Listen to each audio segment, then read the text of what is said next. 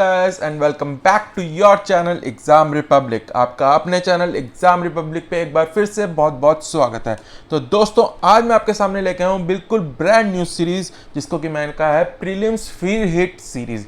दोस्तों जैसे कि आपको पता है बहुत सारे प्रीलिम्स आ रहे हैं, बीपीएससी का है, यूपीएससी का है, यूपीपीसीएस का है, फिर हरियाणा का भी दोबारा अब होगा प्रीलिम्स, मध्य प्रदेश का है, तो बहुत सारे प्रीलिम्स आ रहे हैं। तो दोस्तों इनमें से मैंने कुछ छांटा है कि कुछ टॉपिक्स जो हैं हर बारी रिपीट होते हैं, स्पेशली स्टैटिक जीके के।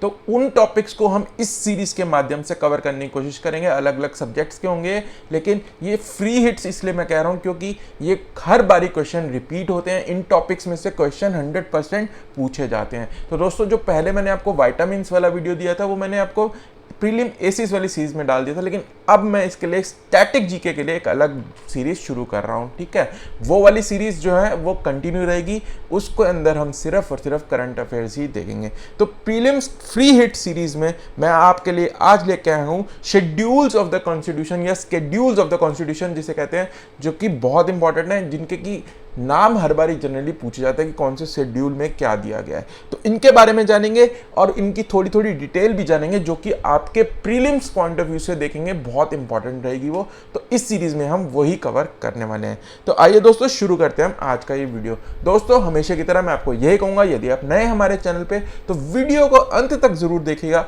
उसके बाद डिसाइड कीजिएगा कि अगर आप चैनल को सब्सक्राइब करना चाहते हैं कि नहीं। अगर आपको अच्छा लगे वीडियो तो जरूर सब्सक्राइब कर लेना, वही एक्चुअल रिवॉर्ड भी होता है हमारा, और आपको आने वाली वीडियोस की नोटिफिकेशन भी मिलती रहती है। तो आइए दोस्तों शुरू करते हैं हम आज का ये वीडियो।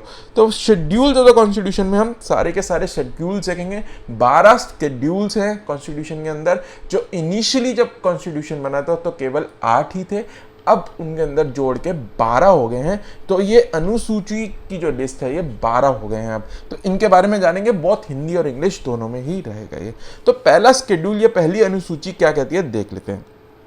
तो दोस्तों इसके अंदर है details of states and union territories, राज्य और केंद्र शासित प्रदेश इसके अंदर डिटेल में दे रखे हैं कि इंडियन यूनियन का जो है कौन कौन सी स्टेट्स और union territory at present part है। तो यदि कोई स्टेट ऐड होती है या कोई जैसे हमने जम्मू कश्मीर को अभी 2 यूनियन टेरिटरीज में डिवाइड कर दिया, तो स्टेट्स में से हटा के हमने यूनियन कैटेगरी में डाल दिया उनको। तो ये सारी चेंजेस होते हैं फर्स्ट शेड्यूल के अंदर। और इससे रिलेटेड आर्टिकल्स मैं आपको इंडियन पॉलिटी सीरीज में बता चुका हूँ, आर्टिकल 1 to 4 में दिए गए हैं क्या क्या प्रोविजन है, लेकिन कौन कौन सी स्टेट्स हैं ये सारी डिटेल दी गई है फर्स्ट शेड्यूल यानी पहली अनुसूची में। ठीक है, ये मैंने डेटा लिया है, अभी मैंने ये रिसेंटली ही कॉन्स्टिट्यूशन की अपडेटेड वर्जन डाउनलोड की थी। 26 नवंबर 2021 का एज ऑन अपडेटेड करा हुआ है गवर्नमेंट ने। तो उनके हिसाब से अब एज ऑन डेट 28 स्टेट्स हैं इस शेड्यूल के अंदर और 8 यूनियन टेरिटरीज हैं। तो ये आपको याद रखना है, बहुत इंपॉर्टेंट है। ठीक है, तो 8 यूटीज कैसे हो गई हैं, वो जम्मू कश्मीर वाला 2 हो गए हैं, लद्दाख अलग हो गया। ठीक है, 2 तो वो हो गई हैं ऐड, और एक जो दमन एंड दीव और दादर एंड नागर हवेली को मिला के एक सिंगल यूनियन टेरिटरी बना दी गई थी, वो भी मैंने आपको करंट अफेयर सीरीज में बताया था। तो इसीलिए ये 8 हैं और स्टेट्स जो हैं वो 28 हैं। ठीक है, दूसरी अनुसूची या सेकंड शेड्यूल देख लेते हैं। तो सेकंड शेड्यूल में क्या दे रखे गए हैं ये देख लेते हैं। सैलरीज एंड एमोल्यूमेंट्स ऑफ इंपॉर्टेंट डिग्नीज, महत्वपूर्ण गणमान्य व्यक्तियों का वेतन और परिलब्धियां। ठीक है, तो इनके सैलरीज के बारे में दिया गया है, कौन कौन से इंपॉर्टेंट डिग्निटरीज हैं वो देख लेते हैं। जनरली यही पूछते हैं कि क्या दिया गया शेड्यूल 2 में। तो सैलरीज और एमोल्यूमेंट्स है किनके, प्रेसिडेंट के, गवर्नर्स ऑफ स्टेट के, ये पार्ट ए में दिए हैं। ये पार्ट आपको याद करने की जरूरत नहीं है, बस आपको ये पता होना चाहिए कि किन किन के हैं इसके अंदर। तो प्रेसिडेंट है, गवर्नर ऑफ स्टेट्स हैं, लोकसभा के स्पीकर की क्या सैलरी होगी, डिप्टी स्पीकर की क्या होगी, राज्यसभा के चेयरमैन जो होते हैं वाइस प्रेसिडेंट उनकी क्या होगी, डिप्टी चेयरमैन उनकी क्या होगी, स्टेट लेजिस्लेटिव असेंबलीज की अगर हैं तो उनके स्पीकर की क्या होगी सैलरी। तो ये दी गई हैं। और क्या क्या दिए गए हैं, जजेस ऑफ सुप्रीम कोर्ट और हाई कोर्ट, इनकी सैलरी भी फिक्स रखी गई है। तो ये भी कॉन्स्टिट्यूशन में दी गई है, जिससे कि जुडिशरी और एग्जीक्यूटिव के बीच में सेपरेशन रहे, डिवीजन ऑफ पावर्स रहे। ठीक है, क्योंकि चेंज नहीं कर पाएगा एग्जीक्यूटिव इनकी सैलरी, इसलिए इनको सीधा शेड्यूल 2 में दिया गया है। फिर क्या है, controller and auditor general of India, Bharat के नियंत्रक और महालेखा परीक्षा, इनकी दी गई है। ये लोग हैं जो जिनकी सैलरी इसके अंदर दी गई है। ठीक, तो सेकंड शेड्यूल हो गया सैलरी का। और तीसरा क्या है, इन्हीं लोगों की ओथ्स एंड अफर्मेशंस। ठीक है, शपथ या प्रतिज्ञान जो ये लोग लेते हैं जब ये अपनी सीट को धारण करते हैं, जैसे कि जब कोई एमपी बनता है या जब कोई प्रेसिडेंट बनता है तो ये ओथ लेते हैं, ठीक है, शपथ लेते हैं कॉन्स्टिट्यूशन की। तो ये सारी शपथ डिटेल में दी गई हैं, बस आपको ये याद रखना है थर्ड शेड्यूल में इन लोगों की शपथ है, सेकंड शेड्यूल में इन लोगों की सैलरी है। ये एग्जाम्पल दिया मैंने कॉन्स्टिट्यूशन में से कि कैसी होती है, I XYZ do swear in the name of God that I will bear in true faith soul, ऐसे एलिजेंस टू द कॉन्स्टिट्यूशन। तो ये एक शपथ ग्रांट इसमें दे रखी, क्या शपथ लेनी है हर बंदे को जो अलग अलग पोस्ट पे नियुक्त होता है। फिर आ जाता है फोर्थ शेड्यूल, वेरी इंपॉर्टेंट, ये पूछ लेते हैं। तो फोर्थ शेड्यूल में क्या है, allocation of seats in council of state, Rajya Sabha में सीटों का आवंटन। तो अलग अलग स्टेट्स हैं, जो 28 स्टेट्स हैं और यूटीज हैं, उनके अंदर हर स्टेट या यूटी को कितनी आप राज्यसभा में सीट्स देंगे वो इसके अंदर डिफाइंड है, ठीक है। तो अगर किसी स्टेट को डिवाइड करते हैं, जैसे कि आंध्र प्रदेश को करा था, तो इसके अंदर चेंजेस करने पड़ते हैं, तो ये ऑटोमेटिकली हो जाते हैं। तो आप ये देख सकते हैं, लिस्ट मैंने डाल दी है कॉन्स्टिट्यूशन में से, अलग अलग स्टेट्स की दी गई हैं, ठीक है। तो आंध्र प्रदेश की 11 हैं, बिहार की 16 हैं। इसमें से आप सबसे ज़्यादा ये याद रख लीजिए कि सबसे ज़्यादा किसकी है, उत्तर प्रदेश की, ठीक है। 18वें नंबर पर जो लिखा है 31 सीट्स उत्तर प्रदेश की हैं, और जो नॉर्थ ईस्ट के स्टेट्स हैं उनकी जनरली 111 है, ठीक। दिल्ली की इसमें से याद रखना बस 3 है। तो ये भी पूछ सकते हैं कि आपको इनमें से किसकी सबसे मिनिमम सीट्स हैं या 1 सीट है, तो सारी नॉर्थ ईस्ट की जनरली 1 है और दिल्ली की 3 है, ठीक है, ये याद रख लेना आप। तो 4 शेड्यूल हो गए, अब 4-4 करके हमें याद करने हैं, अंत में मैं आपको दिखाऊंगा कि कैसे याद करने हैं, 4-4 करके हम याद करने वाले हैं, ठीक है। तो आ जाते हैं 5th पे। तो 5th पे क्या है, सिर्फ ये याद रखना है, provisions and as to administration and control of schedule areas and schedule tribes. जो शेड्यूल एरियाज हैं हमारे कॉन्स्टिट्यूशन में दिए गए, इसी शेड्यूल में दिए गए हैं, वो कौन कौन से हैं, और शेड्यूल ट्राइब्स हैं उनको कैसे प्रशासन करना है, उनको कैसे नियंत्रण होगा, गवर्नर्स की क्या क्या पावर्स होंगी, तो ये सारी डिटेल इसमें दे रखी है। इसमें ट्राइबल एडवाइजरी काउंसिल बनेगा, डिटेल में आपको समझने की जरूरत नहीं है प्रीलिम्स के लिए, सिर्फ ये समझिए कि 5th शेड्यूल में दे रखा है शेड्यूल एरियाज और शेड्यूल ट्राइब के बारे में कि कैसे उनको चलाना है, ठीक। और ऐसे ही 6th में भी दे रखा है शेड्यूल ट्राइबल एरिया के लिए, ठीक है। तो इन शेड्यूल ट्राइबल एरियाज के लिए दे रखा है कि इनको कैसे चला जाना है, और इसके अंदर भी डिटेल्स हैं, एडवाइजरी काउंसिल है, रीजनल काउंसिल है, गवर्नर की पावर्स हैं, सारी दे रखी हैं। पर इसके अंदर डिफरेंस क्या है कि 5th में तो ओवरऑल दे रखा है कि इंडिया में अलग अलग शेड्यूल एरियाज और शेड्यूल क्या क्या होगी, ट्राइब्स कैसे उन एरियाज को चलाना है। इसके अंदर स्टेट्स डिफाइन कर रखी हैं कि सिर्फ इन 4 स्टेट्स के लिए शेड्यूल 6 लागू है। तो ये है असम, मेघालय, मिजोरम एंड त्रिपुरा। इसको याद कैसे करते हैं, AMMT। तो ये क्वेश्चन पूछा बहुत बारी जा चुका है कि शेड्यूल 6 में जो दिए गए हैं वो कौन कौन से राज्य हैं, या इनमें से कौन सा राज्य शेड्यूल 6 में नहीं है, ठीक है। तो ये आपको याद रखना है, AMMT के तरह आप याद रख सकते हैं, असम, मेघालय, मिजोरम और त्रिपुरा। याद रख लेना, मणिपुर नहीं है M से, तो कंफ्यूज मत हो जाना AMMT याद करके, ठीक है। तो असम, मेघालय, मिजोरम एंड त्रिपुरा, मणिपुर नहीं है, ठीक है। तो ये तो हो गए, 2 हो गए, हमने ट्राइबल वाले पढ़ लिए।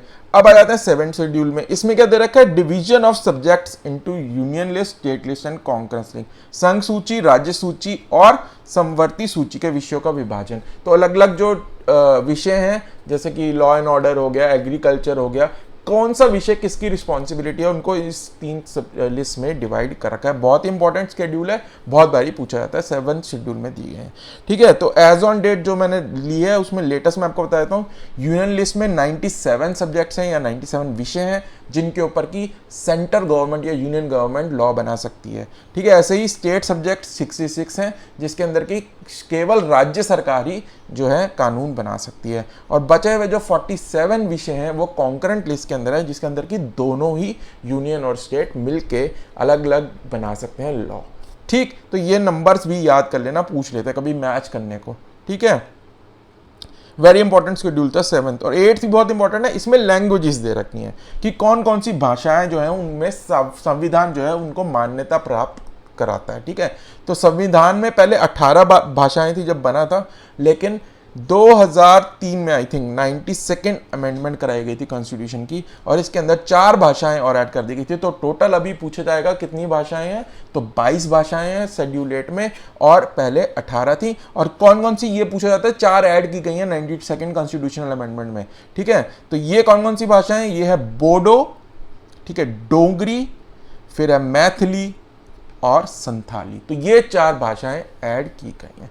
भाषाओं की लिस्ट अब एक बार अच्छे से देख लेना। ये भी पूछ लेते हैं कि कौन सी भाषा इनमें नहीं आती है, कौन सी भाषा कॉन्स्टिट्यूशन में नहीं दी गई है। फॉर एग्जांपल आपको दे देंगे राजस्थानी, राजस्थानी इसके अंदर लिस्ट में नहीं है, ठीक है। तो आपको वो फाइंड करनी होती है। एक बार लिस्ट पे आप ओवरऑल व्यू जरूर ले लेना, ठीक है। और कौन कौन सी 4 ऐड हुई हैं ये भी, ठीक है। तो ये तो 8 थे जो जब कॉन्स्टिट्यूशन बना था तो तब थे ये शेड्यूल। अब उसके बाद 4 और ऐड किए गए हैं, तो कौन कौन से हैं वो देख लेते हैं। उनके अमेंडमेंट नंबर याद कर लेंगे, कौन सी अमेंडमेंट से डाले गए थे, ठीक है, और उसमें क्या क्या दिया गया ये भी। तो 9 शेड्यूल जो था वो फर्स्ट अमेंडमेंट 1951 में करी गई थी, उसी में डाल दिया गया था, ठीक है। तो इसके अंदर दिया क्या गया ये इंपॉर्टेंट हो जाता है।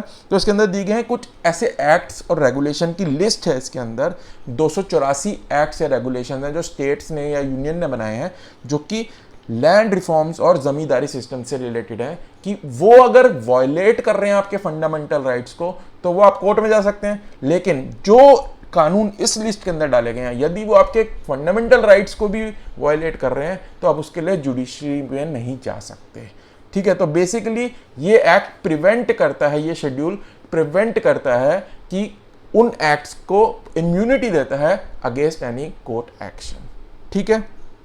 तो जुडिशियल स्क्रूटिनी से उनको प्रोटेक्शन करता है, न्यायिक जांच से सुरक्षित रखता है, और इसमें 284 एक्ट है, ठीक।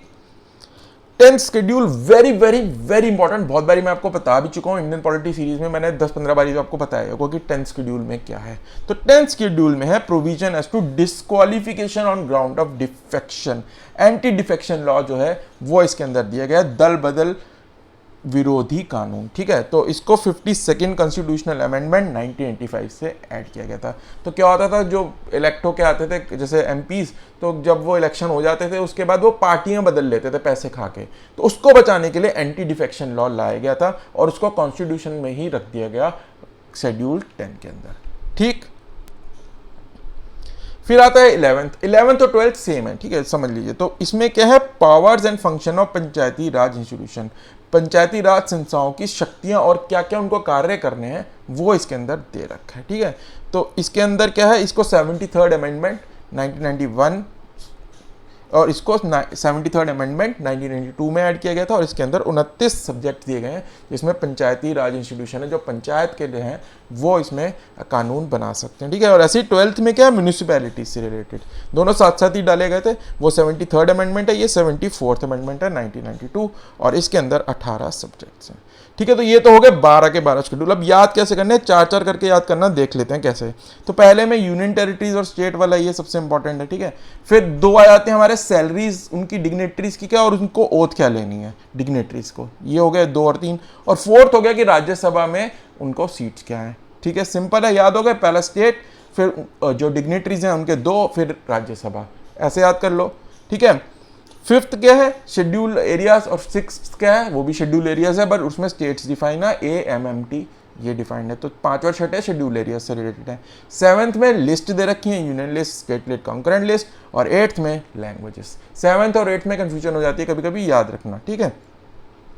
फिर आ जाते हैं जो नए ऐड करेंगे, 9th वाला तो पहले में ऐड कर दिया गया था, उस समय जमींदारी सिस्टम की प्रॉब्लम थी, तो अब ऐसे याद रख लीजिए उनके जो एक्ट है वो शेड्यूल 9 में है। 10th में एंटी डिफेक्शन लॉ है। 12th और 11th जो है वो सेम है, वो पावर्स ऑफ पंचायती राज बताता है एक, और एक म्यूनिसिपैलिटी बताता है, जो ये दोनों बाद में ऐड किए गए थे 1992 में। तो दोस्तों ये था हमारा पहला video of the free hit series, जिसमें से क्वेश्चन बनते ही बनते हैं हर प्रीलिम एग्जाम में। तो ये एक बारी आपका रिवीजन भी कराएगा और आपको इसमें से डेफिनेटली क्वेश्चन मिलेंगे भी अलग अलग पेपर्स के अंदर। तो दोस्तों यदि वीडियो यहाँ तक देखा ही है तो डेफिनेटली आपको पसंद आएगा, तो चैनल को सब्सक्राइब कर लेना और अपने दोस्तों के साथ भी शेयर करना, जिससे कि वो भी इसका बेनिफिट उठा सके। तो दोस्तों हम मिलते हैं अगले वीडियो में, तब तक के लिए bye bye and happy learning.